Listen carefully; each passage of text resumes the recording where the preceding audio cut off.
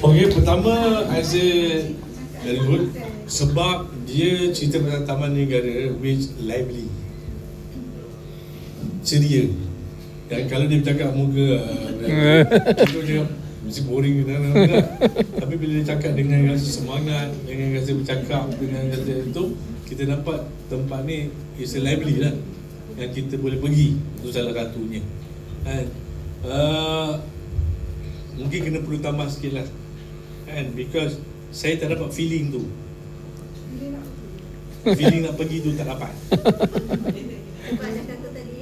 Macam saya cakap tadi kan, you kena bawa the breathe. Awak boleh rasa ombak. Awak boleh rasa kicauan haiwan. Awak boleh rasa that. This is the only place. Emosi. Kan?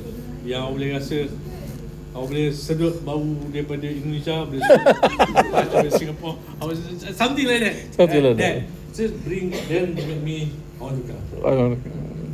And okay, the ambient kita nak. So you can feel it, you dapat rasa sentuh kat saya tu, then buat saya sedap. Betul. Okay. Tu je. Yeah. Okay, but anyway, thank you very much. Well done kepada saya. You buat bagus ni sebab saya cakap everybody is bagus sebab within the limited time.